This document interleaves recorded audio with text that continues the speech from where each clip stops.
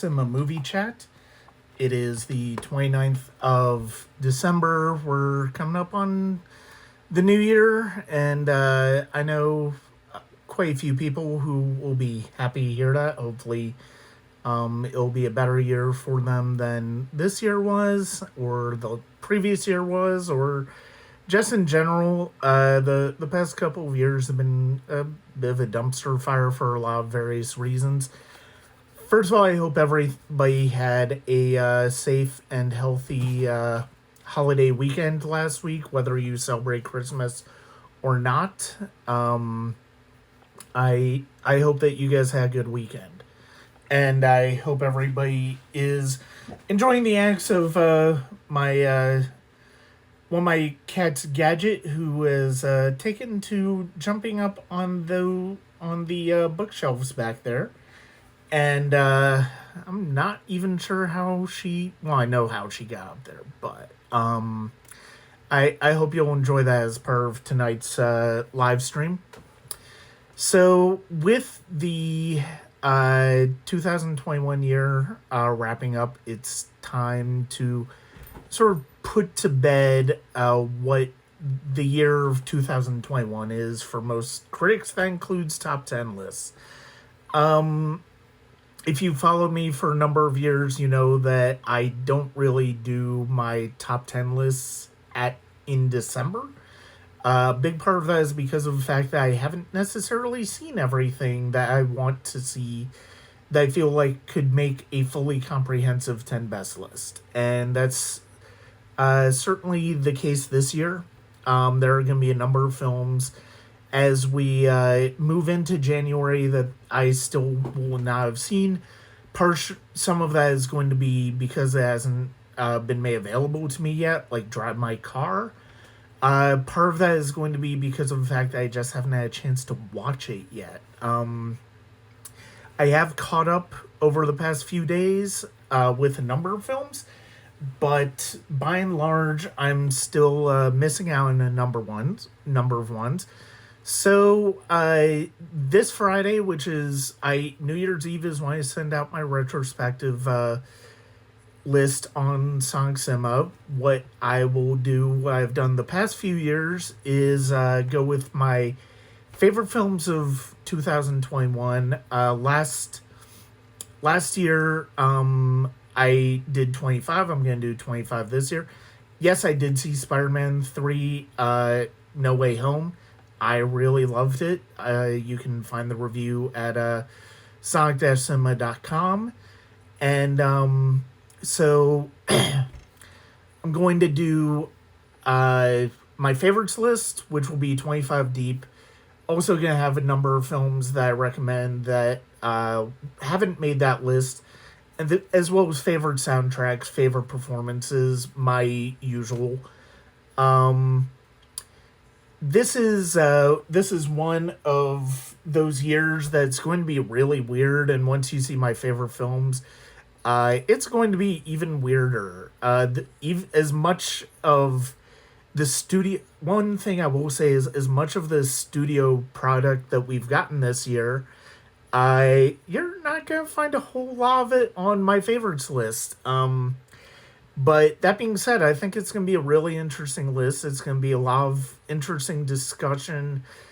There are a lot of movies that really made an impression on me for a variety of reasons. Some of them I saw at film festivals. Some of them I saw theatrically. Some of them I saw via screener. And all of them had an impact. I'm actually still working on finalizing that final list. I've got 17 films for sure that are going to be on there. I'm still working out what the last 8 are going to be. So that's going to be on Friday. You'll be able to see that around 5 o'clock Eastern Standard Time on New Year's Eve. And that's going to be at sonic-cinema.com. As far as my New Year's Eve, I am probably going to try to go see some friends at a New Year's Eve party that I haven't really seen in a few years. And it's certainly a risk, but the fact of the matter is, what I'm really doing to bring in the New Year's, I'm going down to the Plaza in Atlanta to watch a 70 millimeter presentation of 2001: A Space Odyssey, which I've seen on the big screen before, but I once they announced that that was happening on New Year's Eve, I'm like, that sounds like a pretty great way to go ring in the new year. And by the time it's midnight, it should be somewhere in the Stargate. So I'm really looking forward to that experience. Let's see, Sonic Cinema. There's hasn't been any really new reviews in this past week. What I have been doing though is I've been doing. If you're a patron, patreon.com/Sonic Cinema, you've gotten some quick take videos of me talking about some of the movies I've seen over the past week, including Annette, Come On, Come On, which will be posted after this. Encanto, the new Disney film that came out in Thanksgiving, and a bunch of and several other movies. One that I did get a chance to see this morning that I was really looking forward to. Really wish I had gotten a chance to see theatrically, but I didn't get a chance to. Was Edgar Wright's Last Night in Soho, and I thought that was a fascinating sort of it's sort of a hybrid horror psychological thriller. It's kind of an old school De Palma film. There are definitely signs of like De Palma, Blowout, some of his more psychological movies from the 70s and 80s that I've seen. And I thought was interesting. I thought there were some things, narratively speaking, that weren't quite as strong about it. I love this style. I thought the use of music, the use of cinematography was really great. Thomas and McKenzie and Anya Taylor-Joy were really good in it. Matt Smith is really good. Terrence Stamp is really good. Diana Riggs is fantastic in it. Overall, though, it's not among my favorite of Edgar Wright's. I actually prefer, of his two movies he did this year, I actually kind of prefer the Sparks Brothers documentary they did. And that's well worth watching. I got a chance to see that in Sundance, and I saw it again as I was getting ready to come out in theaters. And I really love that. Last Night in Soho, though, I'm glad I got a chance to watch it. I may revisit it at some point over the years to do a written review of it for the website because I am an Edgar Wright fan. But overall, I think there were some things narratively I felt like could have been stronger. I think there were some tropes that were he leaned a little too uncomfortably on in terms of sexual violence and sexual abuse. I thought that was a little too uncomfortable. I kind of understand where he was going with, but at the same time, I think he sort of lost the plot in a way when he was when that starts to come into play. On the whole, though, I think it's a good movie. If you're a fan of Edgar Wright, it's worth checking out, and it's interesting to see him do something more along the lines of sort of a straight horror movie as opposed to something that is fun and entertaining in that way as like Shaun of the Dead was. So those are my thoughts on Last Night in Soho, which I watched this morning. One of the other things that I kind of wanted to talk about, and I really haven't talked about it in terms of on Twitter, on film Twitter, there's been a lot of really weird discourse this year, and it's making the award season really really feel like it's going to be a slog to get to, even though it's 2 months shorter than last year's, which really was a slog to get through as we get up to the Oscars. So, Adam McKay's new film, Don't Look Up, came out last week on Netflix. It is a movie that is a satirical look at how the United States is approaching the issue of climate change and or COVID or any number of crises that basically threaten mankind. You can look at any number of ways. When I was watching it, of course, the climate change issue came up in my brain, but I was also thinking of how COVID was handled this past couple of years. And it's one of those things where I thought the film was more successful as a parody of disaster films like Armageddon and Deep Impact. Those were the two that definitely came out. But I mean, really, stuff like Volcano and any end of the world situation. Basically, anything directed by Roland Emmerich, it felt like that was a spoof of. That's kind of how I felt like the movie worked best. I think as a political satire, it was way too on the nose and too broadly funny to try to be as effective in that respect that I think it wanted to be. Well, since it's come out, there's been a lot of discourse about, oh, if you don't like it, that means that you're not necessarily taking climate change seriously. It's like, I like the movie and I respect the issues that we have to face with regards to climate change. Don't Look Up is not going to get anybody to think differently about how they feel about climate change. I'm sorry, Adam McKay, that's just the truth.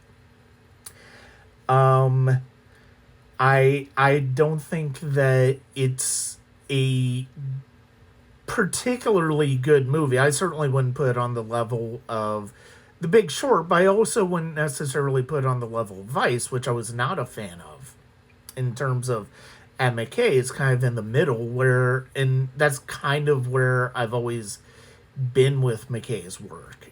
Even going back to stuff like Anchorman and the other guys, I've been very hit and miss on his work. I understand what he's going for, but it just isn't as effective in the same way of what Doctor Strangelove was, which I think Doctor Strangelove was far more precise, even though it arguably goes even more over the top than Don't Look Up. But I think part of the problem with Don't Look Up is it's also coming off of, there are also some very obvious Trump illusions with regards to Don't Look Up in terms of Meryl Streep's character, with regards to Jonah Hill's character. And there are, corporate entities like Mark Rylance's character is very much in the Steve Jobs, Mark Zuckerberg type of mold. And I think those caricatures, they don't really feel like characters. They feel like they feel like characters out of like a disaster movie or a date movie type parody rather than something that's meant to be taken somewhat seriously. And I think that's part of the problem. It feels like, to a certain extent, it feels, as well as I think those actors play the roles, I also kind of feel like they're in a completely different movie. And I think that's part of the reason for the disconnect in terms of whether the humor works or not.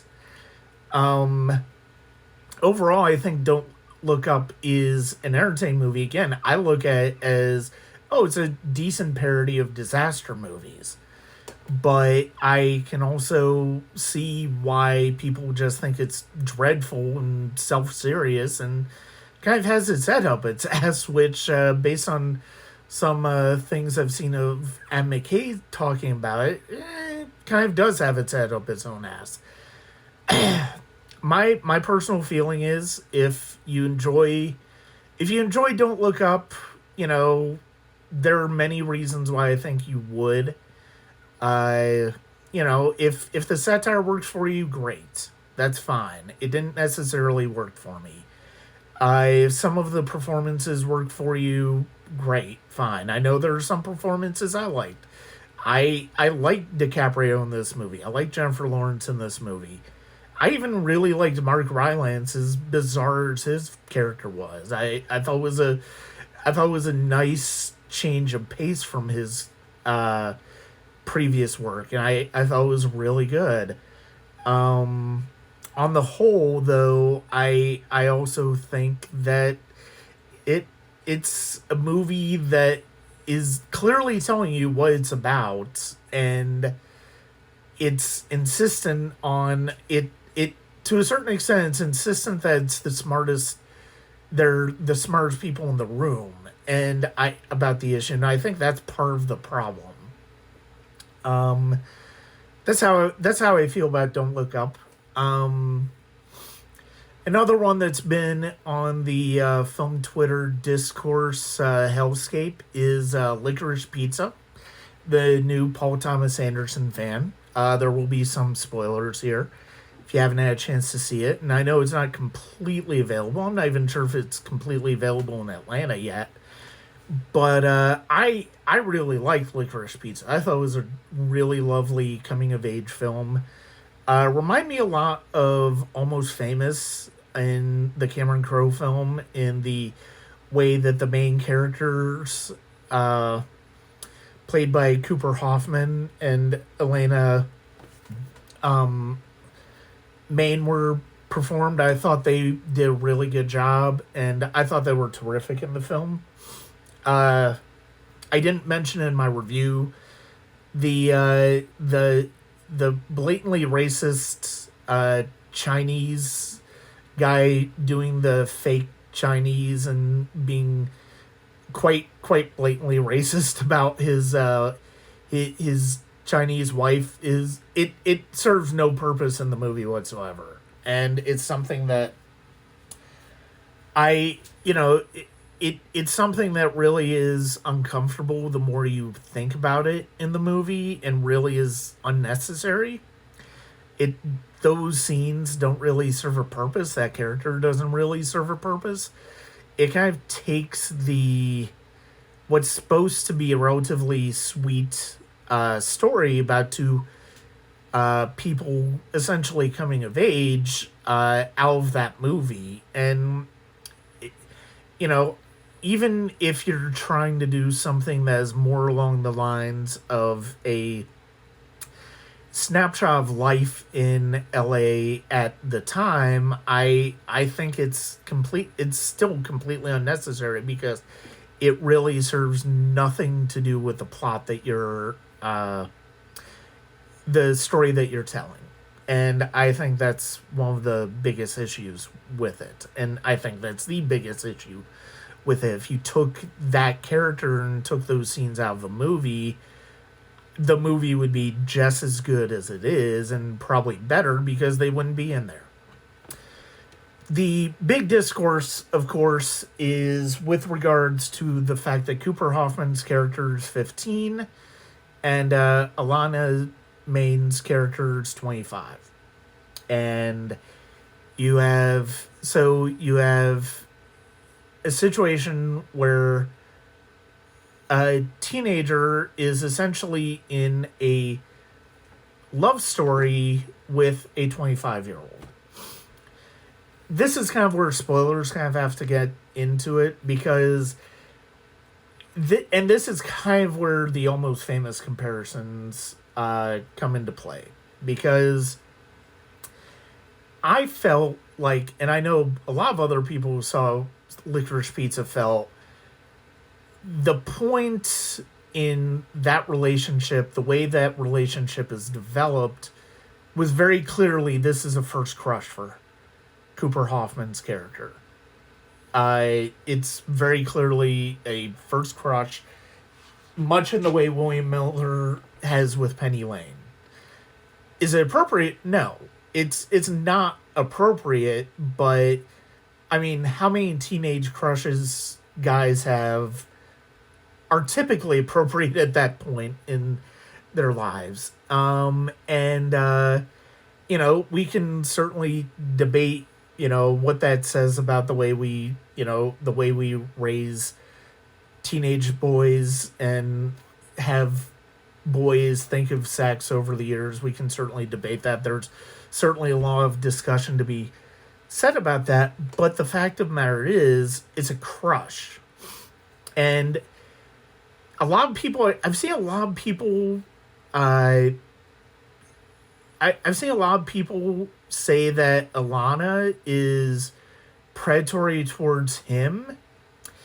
And I really don't know where that perspective is coming from. If it's just because of the age, I sort of get where they're coming from, but if you're watching the narrative, if you're watching the story, that's not the case. That's not what's happening at all. Hoffman's character is clearly more interested in her than she is of him. I mean, she is somebody who, yes, they're in each other's lives for a long time, but she is also keeping him at arm's length throughout most of the film. And I think Elena Haim does a fantastic job of that. And I think that's very clear in the film. Now, if you've been in a situation where you've been groomed by somebody older, I understand how that would trigger something in you, and it's perfectly valid reaction to have. But at the same time, if you really think about, I feel like if you really think about the narrative in any way, it's pretty clear that that's not what's happening. And these characters, they're sort of coming of age together, because Elena is very aimless in her life. Gary is kind of going through life in the same way that a lot of guys do, and he's shown immediately as somebody who is he's sort of a grifter, is what I've seen him described as, and I think that's an appropriate way. He's somebody who is, however he can find a way to be making money, however he can find a way to do something to be close to Elena and to be involved in Elena's life, he's going to do it. And I feel like that's the very clear dynamic in the film. Again, if it triggers something in you, and look, I mean, it's a 25-year-old, and it is, it is the way it eventually ends up. It's way too pat. I understand that, it's kind of too pat at the end, the way it is resolved, but at the same time, if you're focusing so much on the age and not necessarily on how these characters are reacting to one another, how these characters are, and how very clearly Gary is the one who wants to be with Elena, and not necessarily the other way around. I think that's pretty clear throughout the film. And it's one of those films where it's sort of like the Before trilogy. I compared it to Jesse and Selena, the Before trilogy. I think it has that type of I think it can be that type of film. I also think, but of course also Almost Famous is a great example, and it's got a similar age dynamic and age disparity in it. Overall, I really liked Licorice Pizza. I still really enjoyed it. I do want to see it again. I've always been kind of hot and cold on Paul Thomas Anderson. Admittedly, one of the things that I like most about his best films are when they focus on a handful of characters as opposed to these big sprawling canvases. Like Boogie Nights and Magnolia, as great as they have are in terms of sequences, are not among my favorites of Paul Thomas Anderson's. I'm much more interested in Punch Drunk Love, in There Will Be Blood, in Phantom Thread, in The Master, in movies where he basically takes two or three characters and he puts them together and sees what happens between those, sees the dynamics that play out between those. And I think in Licorice Pizza is ultimately one of those films, which I think is one of the reasons that I really like it. And, I think I do think there's something again, if, certainly if the, racism against Asian Americans and the John Michael Higgins character turns you off, I completely get that, and it's warranted. The more I think about the movie, the more I feel like, yeah, those scenes just didn't need to belong in there. Again, if you've been in a situation where, grooming has taken place, and you were younger than the person who's doing that, I understand why that would trigger you. But what I will say is I think that there's more to the story and how that dynamic is played out than just simple binary ideas of one over the other. Licorice Pizza is a wonderful film, though. I think it is a terrific film by Paul Thomas Anderson. It's one of my favorites of his, I think. And you can read my review there at Sonic Cinema. Let's see, trying to think of, is there any other discourse I really want to get into? Not really, because The Matrix, honestly, The Matrix Resurrections, there's certainly been a lot of it. It's funny because I've never been a huge fan of the Matrix trilogy. I respect them now, but I've never been particularly enamored with them.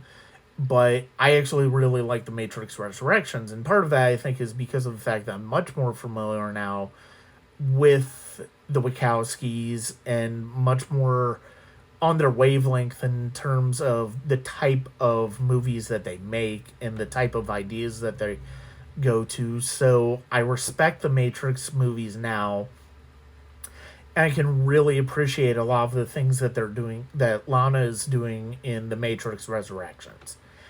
I think it is a terrific continuation of what we saw. I kind of wish I had done my trilogy rewatch a bit closer to the time, as opposed to, I think, in March is when I did it. And yeah, I do have a piece on the Wachowski brothers on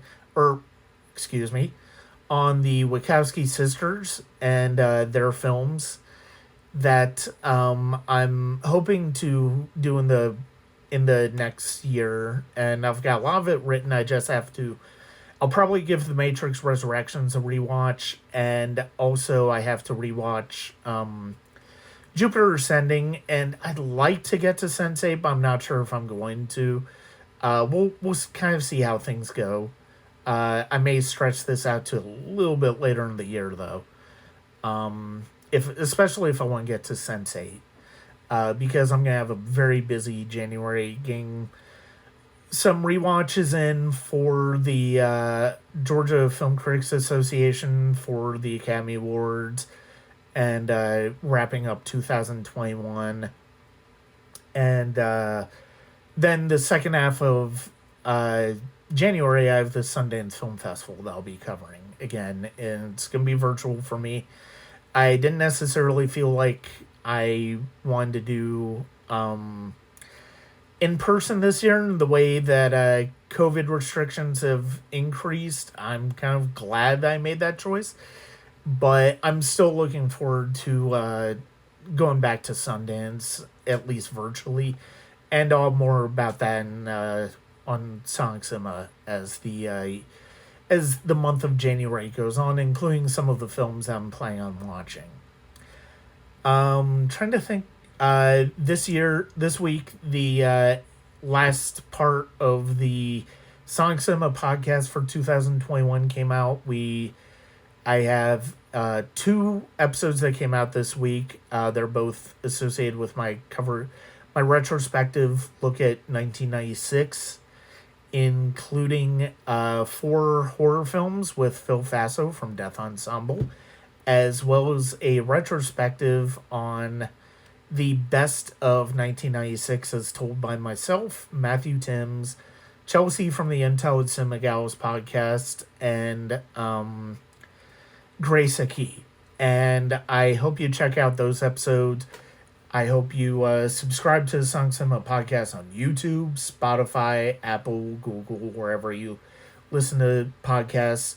Rate and review it if you can. That would be huge help. Spotify just add ratings. That would be terrific. Hopefully in 2022, I'm going to have some really exciting guests.